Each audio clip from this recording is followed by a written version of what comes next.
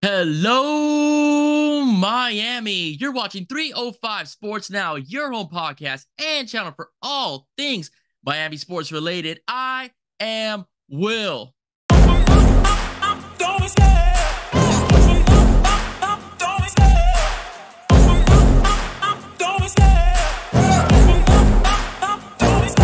I love the chase and the hunt, and I set the pace when I'm running. I always take what I want and I always give it 100. Don't need a bank, no, I'm funded. Play the game like it's nothing. I'm always thankful for something. Don't take for granted, stay humble. Now wake up! It's time to look at the enemy. Look in the mirror if he is no friend to me.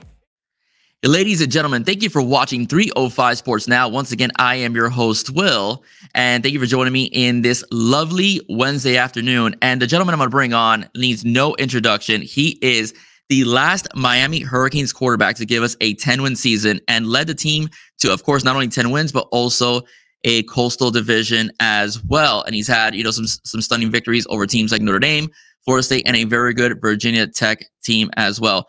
Also, he is pretty much an entrepreneur, and he's also doing very good in the content creator world as he has his own podcast as well, which he'll promote here as well. And he's made some appearances on Locked on Canes. Ladies and gentlemen, this young man needs no introduction as we bring to 305 Sports Now, Mr. Malik Rosier. How you doing, Mr. Rosier? How's everything going? Everything's going great. As you can tell, I'm outside. Love the weather here in Florida.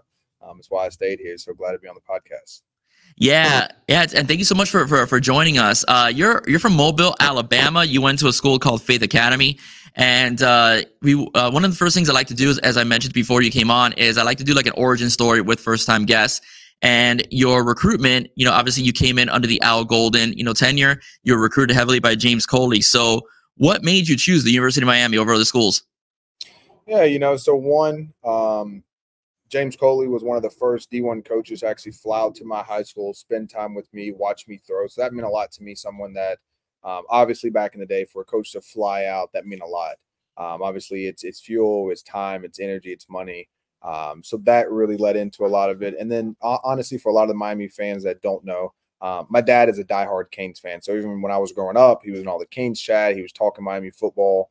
I remember my first time actually down at Miami when I went to one of the camps. We were waiting on Coach Coley. He was dealing with some receivers and some guys without Golden.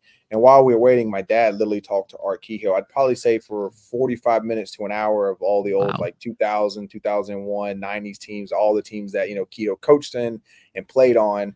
So it was really cool to kind of see my dad's passion for, Miami football. And that's what really, kind of made me say, hey, like, I think one thing that'd be really cool is kind of seeing that side. And obviously my dad raised me. Like I remember my first Miami and FSU game, really my first Miami game period, was Ja'Cory Harris, corner of the end zone touchdown to Travis Benjamin.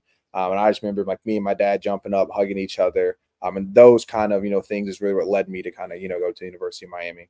Yeah, and that's a great experience. Thank you for sharing that story as well. In reference to James Coley, and also how your dad was a former Cane and the experience as a kid. It's interesting enough how a lot of the kids that are incoming today to the U, one of the things they do like is the relationship building that the staff has done with them from the beginning. Like for example, Luke Nico, I think was recruited, I think since like the 8th or 9th grade.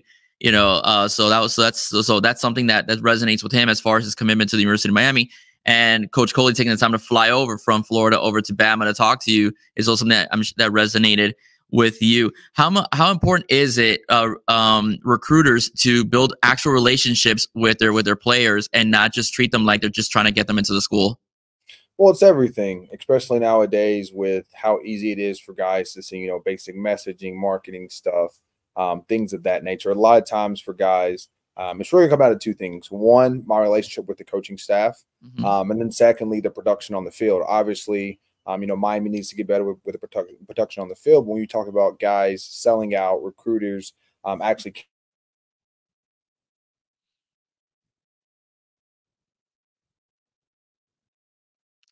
We're having a little bit of technical difficulty as Malik has frozen.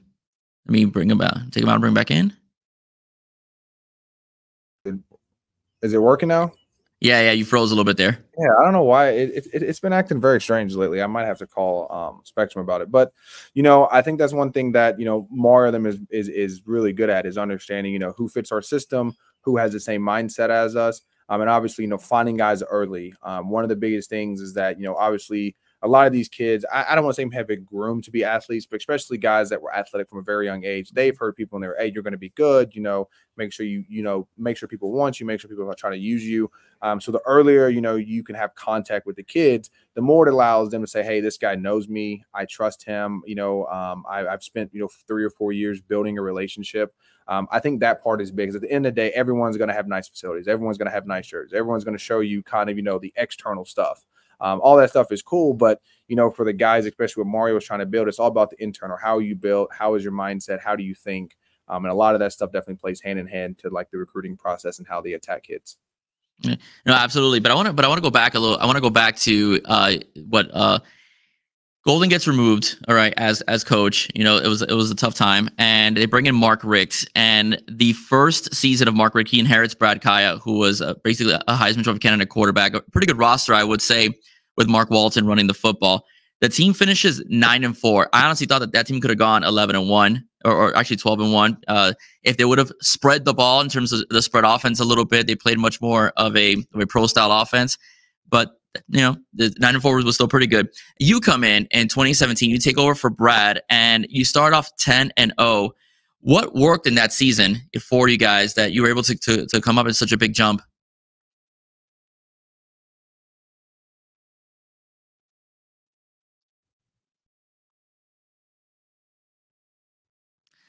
Spectrum is not being very nice to Mr. Rosier. Let me try one more time.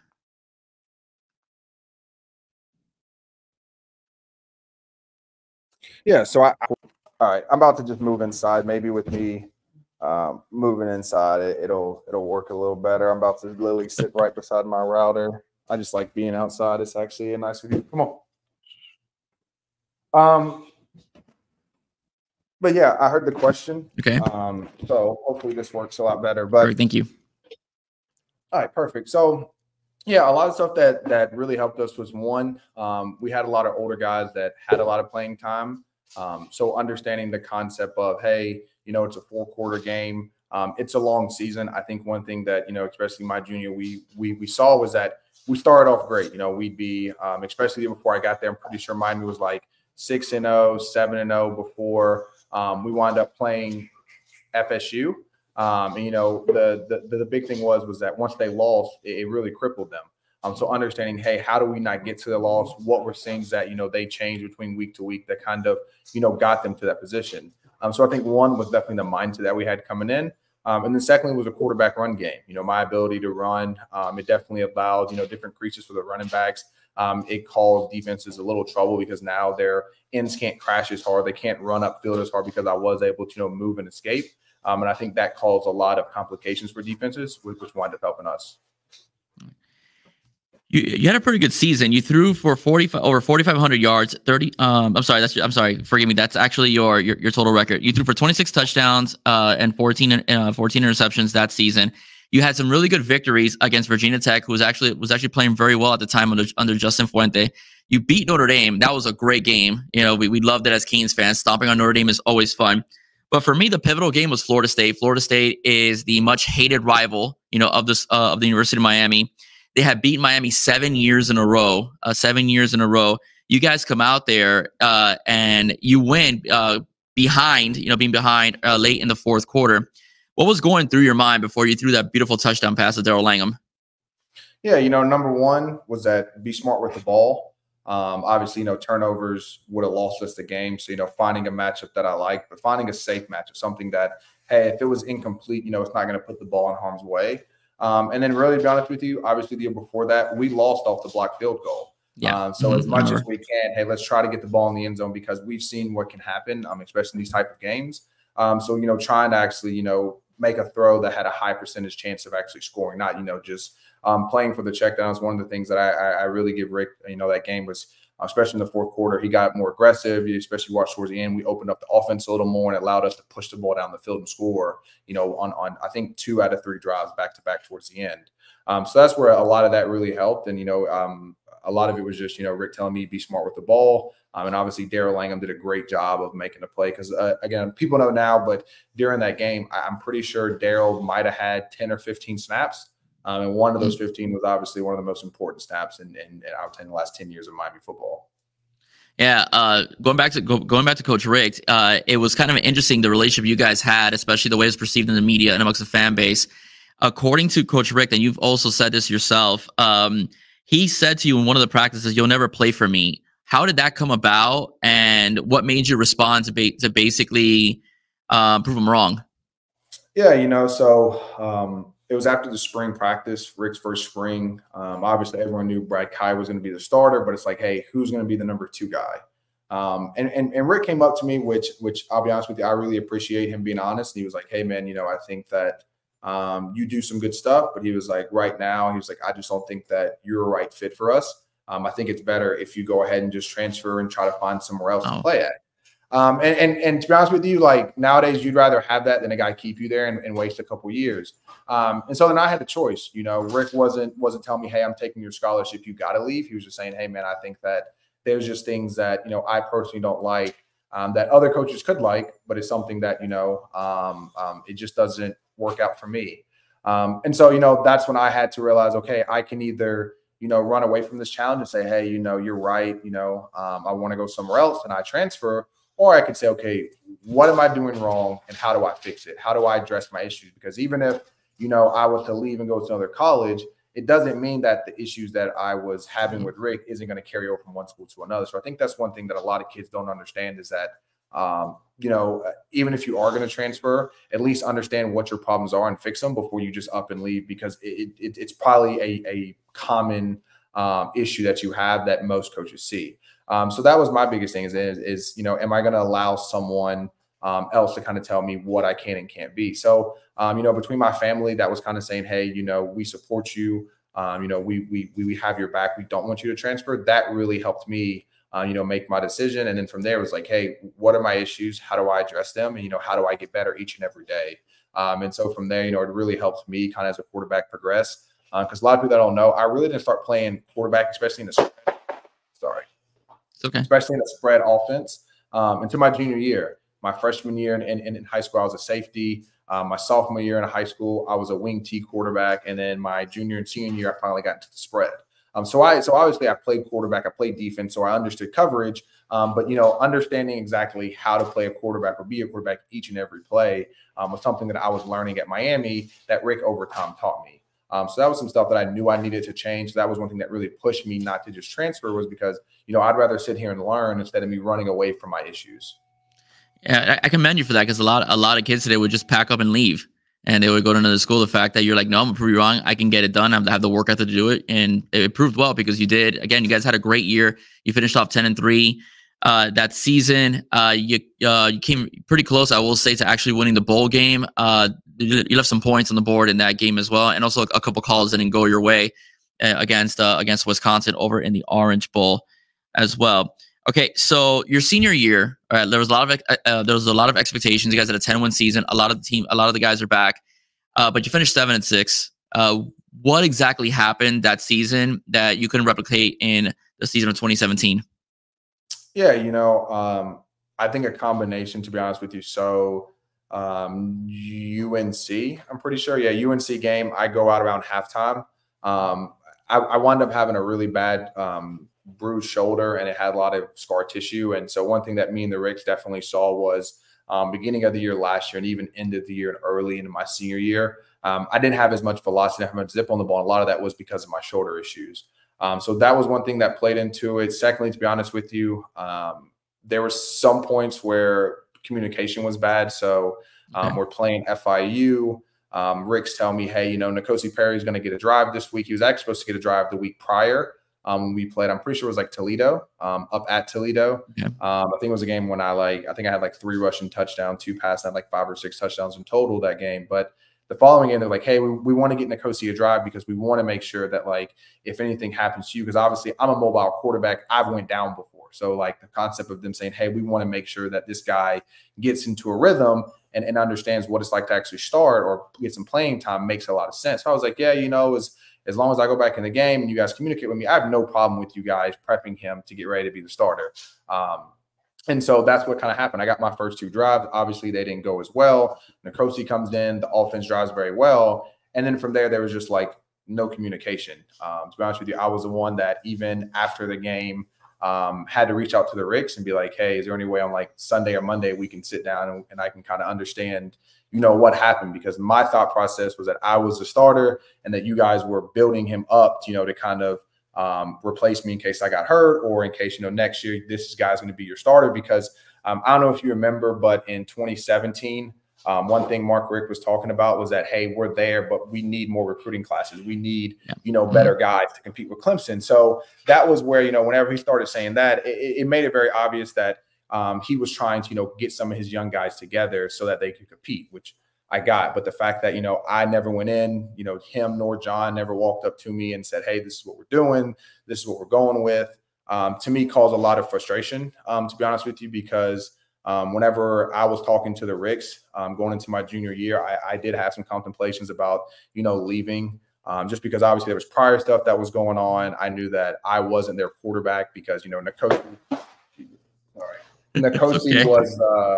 Nkosi was their first quarterback. So I was like, should I leave? And then, Rick was like, we want you to stay. We think that, we can have a better year this year. We're going to add, motions and shifts, and we're going to build. And the offense didn't change. The offense stayed the same. Yeah. It was very vanilla.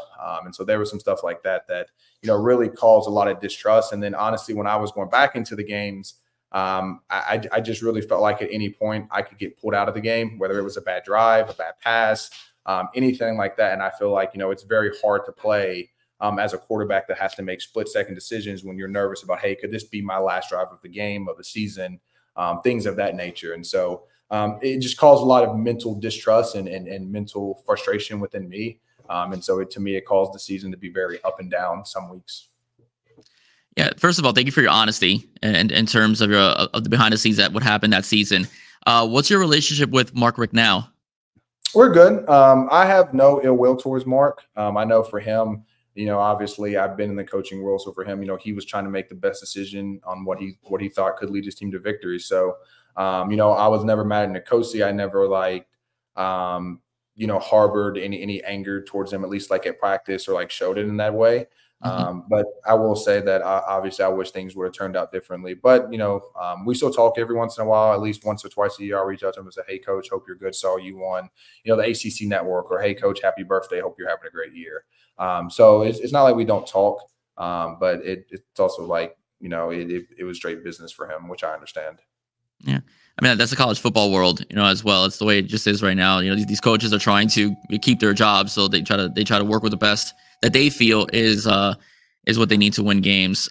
So you're out of the U, you're out of the U, you do your 4 years, and you take a stab at the NFL. You end up getting a chance to try out for the Miami Dolphins. Tell us what that experience was like.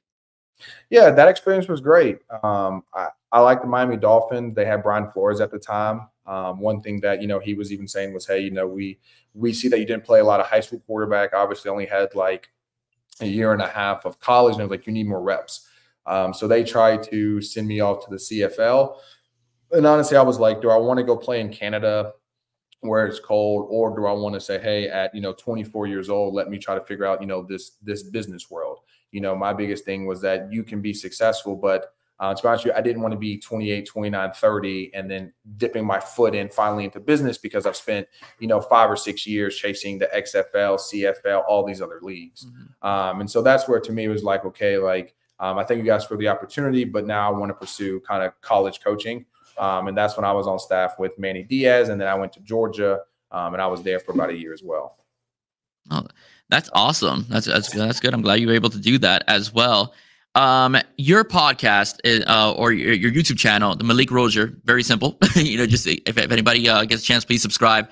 You break down film very well, and your brain, as far as a football mind, is really amazing. The way you break down quarterbacks and situations and whatnot. The Canes just pick up Cam Ward. They just pick up Cam Ward. And everyone's buzzing. Everybody's talking about him. You had a great video about 25 minutes long, basically breaking him down and in terms of his footwork, his throws, and whatnot, and also some of the deficiencies that he faced as far as the offensive line over in Wazoo in Washington State.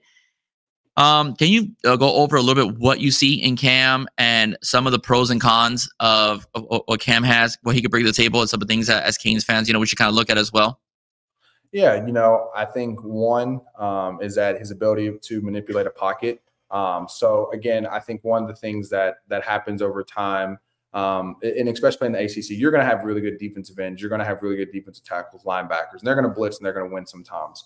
The biggest thing is when they do win, that's where you need a guy like Cam Ward, or a very sorry, it's my puppy's coming to say hey, That's fine. or a very agile quarterback to kind of make those guys miss or manipulate the pocket. That's the one thing that, even though Mizzou did not have the best offensive line, his ability to move in the pocket and still stay in a good throwing position and keep his eyes downfield is something that's not the easiest to do, especially when you have a 6'4", 260-pound man literally running at you, trying to bury you in the dirt. And so I think that's the first thing is going to be his ability to move the pocket in case plays do break down or someone misses a block. You don't need perfect protection. You can probably go a little more 5-man pro because, if they do add up an extra guy, you can kind of say, hey, Cam will hit the check down or Cam can make him miss because he's more athletic. Whenever you do have more stationary guys, you tend to go to more 6-7-man. It's just how it is. So like when Brad Kyer was there, we were big on max pro, 6-7-man, 3-man routes. When I was there, it was more, hey, we're going to go free release because if that guy does come, like if you make him miss, there's no one else here. No one else can kind of make that play. So that's where having a mobile guy, you can kind of change your protections because you don't need as many blockers because he's able to make guys miss.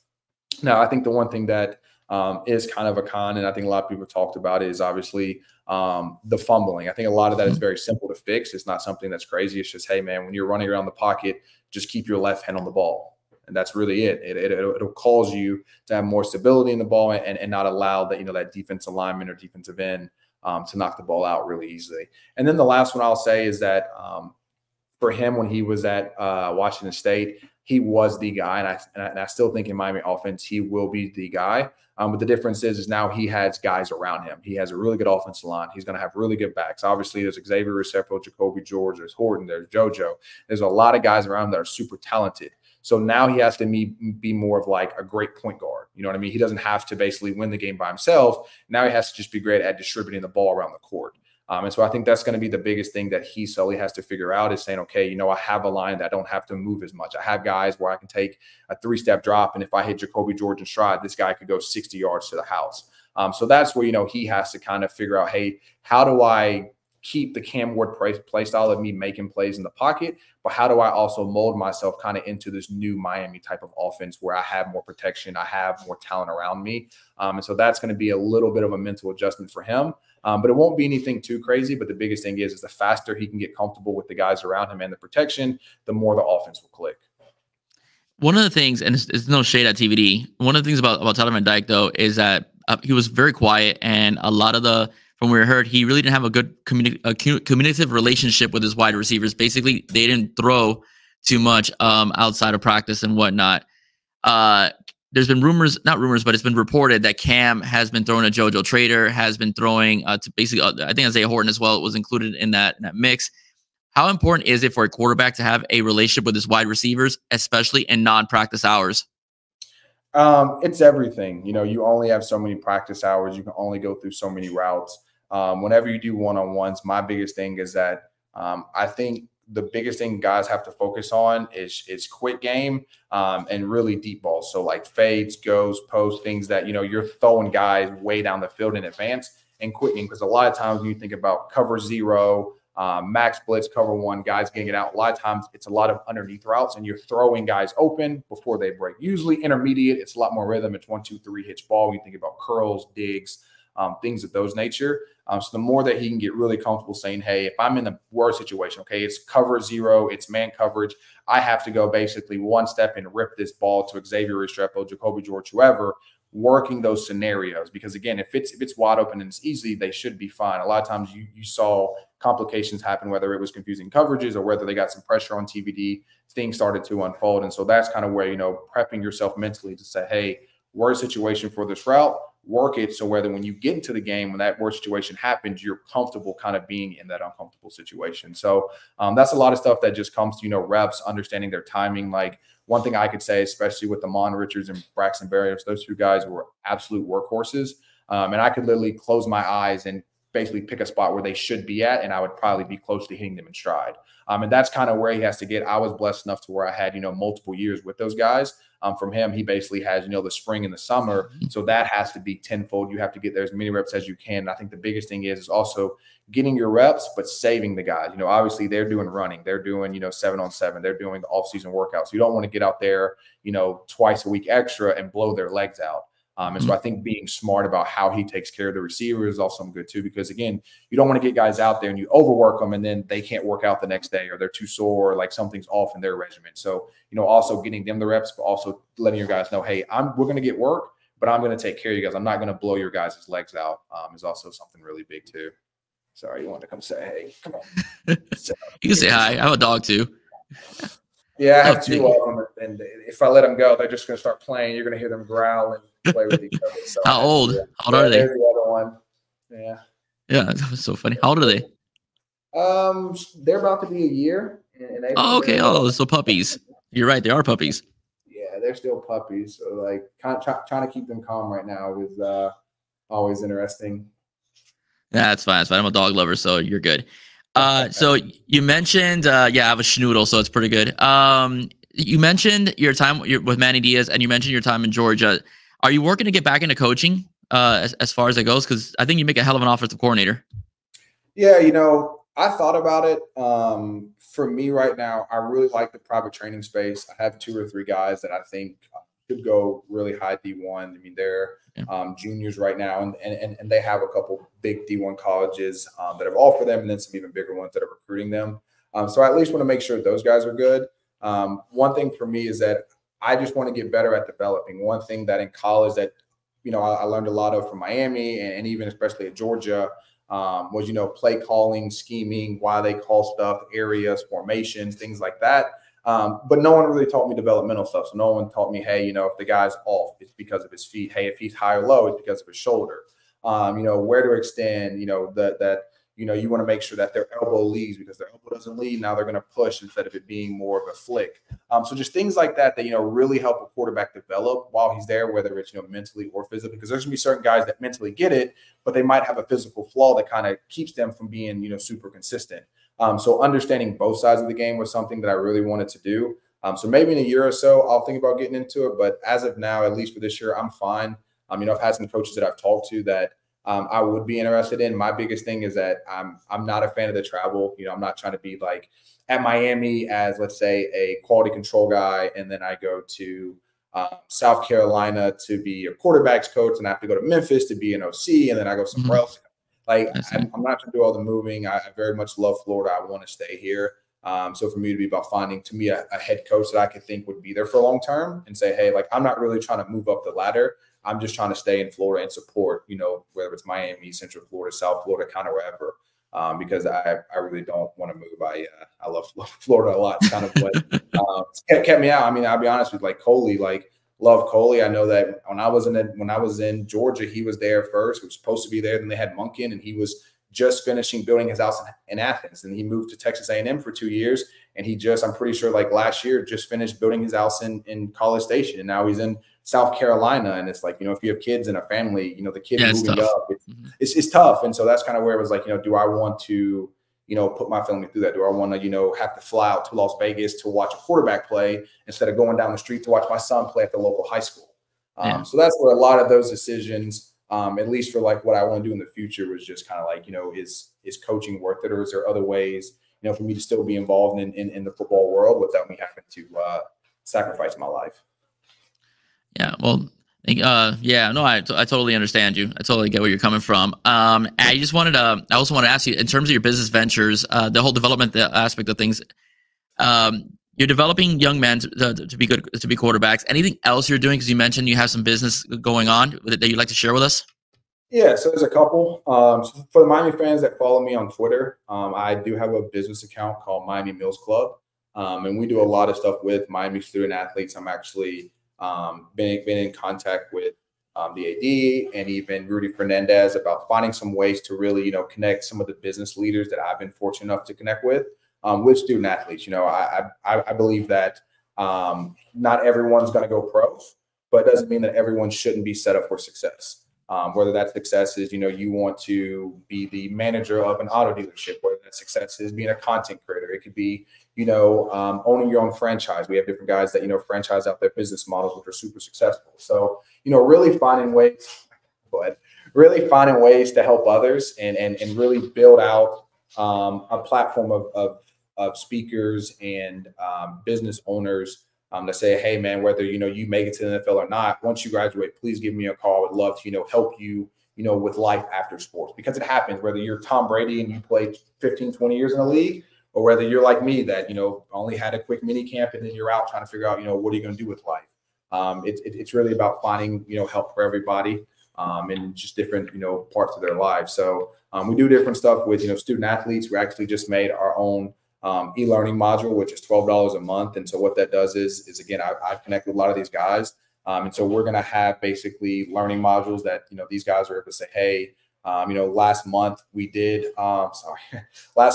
interviews. There was a guy that spent 20 years with Tampa Bay Lightning. And he basically explained, after my 20 years, these are what, I looked for in candidates. This is what made me, hire someone or not hire someone. So giving people, the understanding of, hey, if you're going to apply for your dream job, how do I apply for it? How do I set myself up for success? So each month is a basically different module that'll help people from tech to different stuff like that. And then for the people that, spend 12 months with us, and let's say they're like, hey, I want to actually own my own business. We're doing stuff where you can actually bring that business model to our business partners. And if they like it, they can actually invest into your business. So I know some people are like, hey, I have a good idea. I just need the funding. So we're trying to help. He's getting all over the place. We're trying to help everyone out. But the Twitter account is called Miami Mills Club. And for this month, we're also doing a jersey giveaway that is a Sean Taylor jersey. And basically the person that donates the most will get the jersey. And for everybody, the funds are going to a suicide prevention company in South Florida that Xavier Restrepo personally picked. So it has my signature, John Beeson, Brian Monroe, DJ Ivy, a whole bunch of, Miami football guys. And then obviously it's a really nice green Sean Taylor jersey that we're trying to just, raise awareness for suicide prevention. Then obviously take the funds and donate it out to one of the local groups there in Miami. Malik, thank you so much for joining us. And I have to say this.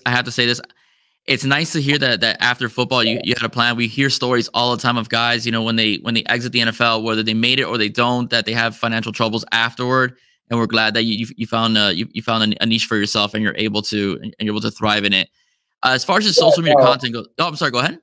No, I was gonna say I do gotta give him a shout out. The guy that's been most impactful and influential, especially on that side of the business, has been a guy named Mike Murphy. He's actually had some companies with me. He's doing some stuff with Bubba and Tate Martell for Miami fans that remember him. Obviously, we talked some about Amon Richards. He actually helped Amon open College Hunks 305, which is a moving company in Miami. So he's very involved. We definitely have like the case study saying, hey, if you guys have a good idea and you'll work hard, there's people out there that will invest into you and actually help you kind of build something that can last you for the rest of your life. And so that's kind of where, I'm trying to basically help others out, whether it's a Miami fan that has a good idea, or whether it's, a former student athlete. It's like, hey, where do I start and who can kind of help me? That's awesome, man. Thank you so much for sharing that with us. Thank you. And again, congratulations to your business ventures and the connections you've made with life after football as well. That's very inspiring. And I hope a lot of young men emulate what you've done post athletics. So very happy to hear that. Of course, do you want to let us know where we can find you in terms of social media? I know you mentioned X. Do you want to give us your handle and your YouTube channel? So my handle is just Malik Rosier 12.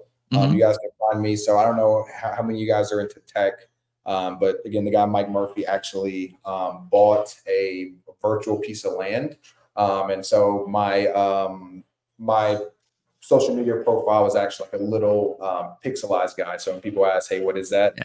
You guys will see in the future, there'll be some videos and some stuff that we do out of there. And when you guys enter, it's called the Murphyverse. When you guys enter, I'm actually the first person that greets you. So hopefully in the future, you guys that want to just roam around that are big into tech, will check out the Murphyverse, as you guys will definitely see me, Amon, and a couple other Canes guys in there hanging out. That's pretty cool. It's really cool. Malik, thank you so much for joining us. And all of you out there, if you like what you heard, please do not forget to like, share, and subscribe to 305 Sports Now. Don't forget to subscribe to Malik Rosier. Do not forget to find him on X as well. Ladies and gentlemen, have a great day. God bless. See you soon. And don't forget, I will be on live tomorrow at 10 p.m. We'll be discussing with John from Cafecito con Canes the transfer portal versus recruiting. Which is better for building a football team? Have a good one, guys. Bye-bye.